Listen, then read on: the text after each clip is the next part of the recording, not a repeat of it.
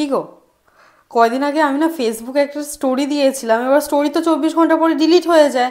এবার কতজন দেখেছে না দেখেছে আর কয়জন লাইক করেছে আমি না দেখতে পারিনি। এবার আগের স্টোরিটা কি দেখার কোনো উপায় আছে? কবে দিয়েছিলে? অনেকদিন আগে? অনেকদিন আগেই দিয়েছিলাম। ফেসবুকে অনেক দিন আগে একটা স্টোরি দিয়েছিলে, সেই স্টোরিটা ও তো 24 ঘন্টা পর শেষ হয়ে যায়। হ্যাঁ হ্যাঁ হ্যাঁ এবার সেই পুরনো স্টোরি থেকে তোমার দেখার ইচ্ছা হয়েছে কজন লাইক করেছিল। হ্যাঁ হ্যাঁ হ্যাঁ হ্যাঁ। উপায় আছে, দাও ফোন দাও দেখিয়ে দিচ্ছি। এনো এনো। তোমার প্রোফাইল থেকেই দেখিয়ে দিই। আচ্ছা ঠিক আছে। আচ্ছা, এই তো তোমার ফেসবুক, বলো।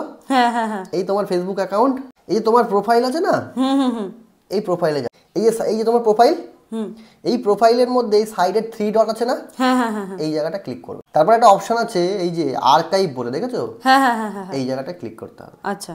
আর্কাইভে ক্লিক করার পরে এই যে স্টোরি আর্কাইভ বলে একটা অপশন আছে না, হ্যাঁ হ্যাঁ হ্যাঁ। এই জায়গাটা ক্লিক করবে। দেখো তোমার সেই পুরনো স্টোরি, 11ই জুলাই তুমি কি স্টোরি দিয়েছিলে সেটাও চলে আসলো। এই দেখো, বাহ, ভালোই তো স্টোরিটা।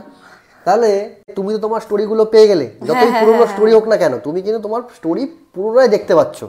তো ভিডিওটা তোমার কাজ শেয়ার করা, আর সবাইকে তোমারই বলা, ফলো আর শেয়ার করতে। অবশ্যই অবশ্যই।